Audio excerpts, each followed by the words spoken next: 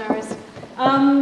In terms of speakers that we have today, we have an expert panel ranging from people who are providing expertise on growth, the economics, what Cardiff, the vision for Cardiff could be. I suppose I need to start by declaring my own interest in Cardiff. I am born, bred in Cardiff, studied in Cardiff, Rumney High, St Manon's Primary School and Rumney High School being my schooling years, then went on to do my first degree in Cardiff University. I now have a son who's 8 years old and studies in Cardiff, supports our Premier League teams here as well as Cardiff Blues. So this is obviously something that's very important to me, and I'm very keen to see the vision, the strategy of what the vibrancy, the potential for Cardiff really is, and whether the LDP can live up to this potential. So I'm delighted to invite my next speaker, Right Honourable Rhodri Morgan, who probably doesn't need any introduction, but I'll give some anyway. He was our first and longest serving First Minister for Wales. He too lives in Cardiff and is married to Julie Morgan, our Labour Assembly member for, in fact, my region. He was also educated in Cardiff in Whitchurch Grammar School, which is now Whitchurch High.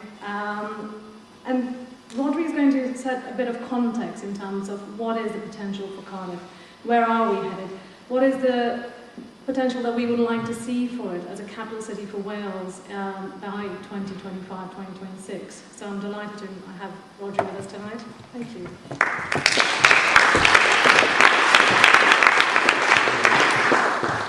Thank you, Rita. Diolch am y croeso cynnes. So what is the context for the LDP? At one level, it's a fairly simple allocation of land for housing and employment with all the transportation implications then for today's citizens and the future citizens to enable them to fulfill their potential.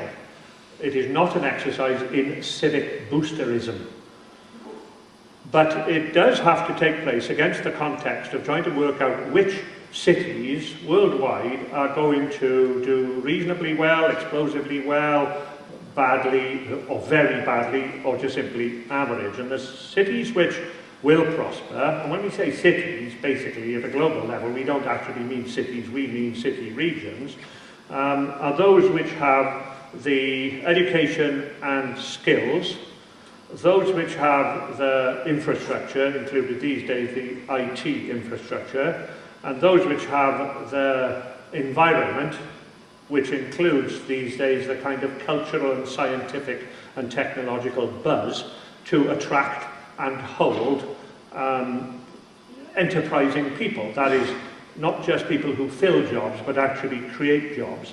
And if you fly from Sydney to London on a clear day, you will see lots of cities on the way. You can look down, and by and large, most of them will be about 10 times the size of Cardiff. You know what I mean? The Manila, Bangkok, and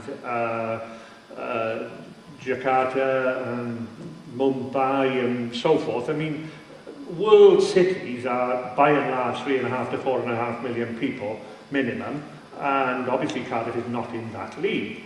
We're 1/10 of that size, so we're not going ever to be a world city. And in a way, it's quite convenient for Cardiff that we are only 150 miles from a world city when we exist within the ambit of a world city in London that's only 150 miles away, and we have to work out what is the most profitable way for a city that can itself not be a world city of benefiting from the fact that there's one that we can nest against only 150 miles away.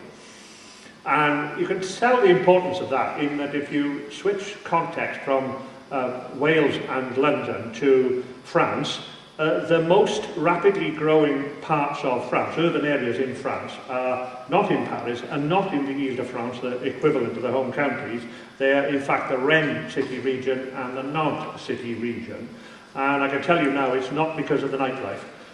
There's more nightlife in Dinas Powys than there is in Rennes or Nantes. Nevertheless, they're more rapidly growing than Paris. Why? Well, because the 30-somethings like go in there because they can't get a foot on the property ladder in Paris. Now, whether you could ever see something, they've got the TGV, of course, whether you could ever see anything like that happening in Bristol, Cardiff, Swansea, we don't know.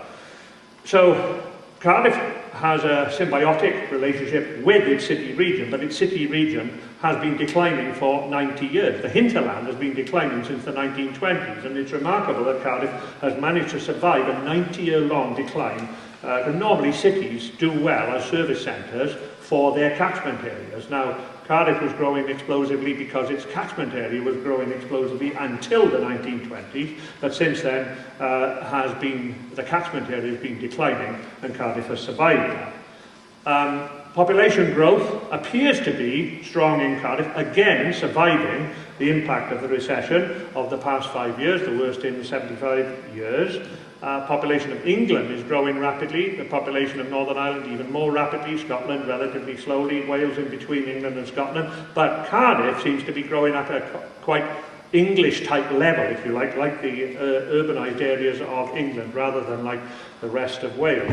But we do need the LDP for Cardiff to interlock with the LDPs for the city region, and the process for doing that is not really strong enough, and because the LDP concept predates the city region concept having been adopted, and the lack of a city region level of government in Wales is a tragedy. We all know that, and it goes back 40 or 50 years now to two very bad decisions made, one during a Labour government period, one in a Conservative government period. In the late 60s, Roy Jenkins, as Home Secretary, decided to go for constabularies based on a Gwent constabulary and a Glamorgan constabulary, when logically, in all operational terms, it should have been an East Glamorgan and Gwent constabulary, because there's a lot more contact between the police and criminals in Cardiff and Newport than there is in Cardiff and Swansea. But as he was a man of Gwent himself, he probably went for the Gwent constabulary and a Glamorgan constabulary. That's a small decision. The really serious decision was made by the Conservatives when, having put forward East Glamorgan as a county level of government in the 72 white paper, they then got pressed by the Conservatives in South Glamorgan to abandon East Wales, and therefore the East Wales city region, which probably, if the constabulary boundaries had been right, would eventually have merged with Gwent. We don't have the city region, and even though the Conservatives later abolished the Met counties which were set up in England and Scotland, but we didn't have one in Wales because of this tragedy, the Met county concept stayed quite strong in areas like Greater Manchester and Merseyside because of the glue of tram systems, the Greater Manchester airport ownership pattern, and all of that might have happened in Wales, but we do have this pattern of coming up to the big decisions, whether to have a big Met county called East Glamorgan with 1 million people in it, that would be able to look in the eye the English Met counties being set up at the same time, and then we don't actually do them. Similar to what happened over the Sanchez at Newtown as well, which we've almost had by ragbag and bobtail accident now, but where we could have had a properly planned Sanchez at Newtown. Now, let's look again then. We do have a Cardiff LDP, we don't have a South East Wales LDP, and the one that we would have had, and we're trying to look forward now to what is going to drive growth and how sound are the estimates for population, which seem to have survived, not quite intact, but 90% intact, the impact of the recession, although the original population estimates were drawn up just as the recession was taking hold in 2007-8. But, you know, maybe you can shave 10% off those population estimates and that's it. Now, many people have spoken about trying to marry the land use that is there latently for Cardiff, that if you've got strong latent population growth in Cardiff, which these estimates seem to indicate despite the impact of the recession, well, can't you share it with the valleys? Now, a fair point, except, of course, that every time the valleys do well, that is going to drive further population growth in Cardiff. Because if the valleys are growing rapidly, then the service centre for the valleys, i.e. Cardiff, will grow rapidly. Now, what you've seen over the past 90 years has been implosion of the catchment area, but nevertheless Cardiff surviving because of urban advantages. But then what you've had is, if you did manage to see a possibility of the valleys recovering their mojo, then that is going to further increase, not decrease, the demand for population wishing to settle in Cardiff. The greater the growth and prosperity or recovery of prosperity in the valleys, the greater the population growth that is likely to happen in Cardiff. That's the cast iron law of catchment areas and urban areas. You know, when you try to say, therefore, well, okay, how does it look as though the Cardiff area is going to prosper or not. Do we have these essentials of skills and educational qualities? Do we have the IT infrastructure and transportation infrastructure, and do we have the environment and cultural buzz? And I would say probably we do, in the sense of many things that have not been present over the past 20 years are now. That is the prospect for rail electrification to London by 2017, and the growth of research at Cardiff University, which we've not had before, but if you look at what's happening in Maisie Road before, that is unique for Cardiff. And again, big cities tend to have big headquarters of FTSE 100 companies, not had that in Cardiff before, but we do now with the new Admiral building going up. That's what cities are for in some ways. And then likewise, in the way, well, Cardiff City even being in a Premier Division, if they can stay there, does put Cardiff on the map, certainly in Asia, in a way that has never happened before, not since the decline of the coal trade. And then one last point I wanted to mention is this extremely unusual shape of the Cardiff City region and what the impact of that is going to be.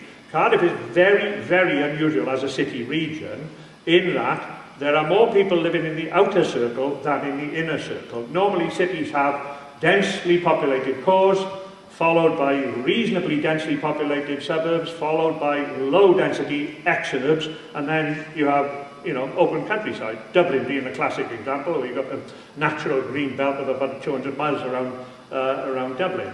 Cardiff is the complete opposite of that, in that if you put a pin in the middle of your compass point in the middle of Cardiff, and go from 0 to 10 miles, there are more people living from 10 to 20 miles from that pin in outside City Hall than there are from 0 to 10 miles. No other city in the world probably was conformed to that pattern, but of course it's also confined within the valley's format, which gives a huge advantage to the development of public transport, which I'm sure Mark Barry will talk about later. Therefore, can we use what could be a negative and turn it into a positive, that the valley's format, this hand and finger pattern, which you see in Cardiff, can that be turned into a big advantage of being a low-density metropolis with very high access to green countryside across the region. And then people do talk a lot about, well, yes, but how big a Cardiff? Will we lose all our advantages as a pleasant city? And this is my final point. Well, if the valleys had not started to decline in the 1920s, but had continued, you know, not to have a catastrophic future over-dependent on a declining coal industry over the past 90-odd years, then Cardiff would undoubtedly be a city of 500,000 today, say. And if they'd have discovered oil underneath the coal measures, then Cardiff would be a city of 1 million people today, because the valleys would have continued to prosper. That would have driven the growth of service industries and shopping and repair industries and all the things that cities do for their hinterland. Because the hinterland has not developed, in fact it's declined, then Cardiff has had to survive that. Nevertheless, it has managed over the past 90 years to convert itself and not be over-dependent on what has happened to the coal mining valleys. So what the normal pattern of growth would have been maybe to be 500,000 in Cardiff today. That hasn't happened because the decline in the hinterland. Now we've got to work out, well, can we use the whole of the hinterland and Cardiff to give a kind of future that most people in Cardiff would want for their children, utilising this unique physical pattern of more people living in the outer circle than in the inner circle, the hand and fingers pattern of the geography, and the advantages that we have got, so that without the mistake of civic boosterism, we can nevertheless have one of the most interesting low-density metropolises anywhere in the world. Thank you.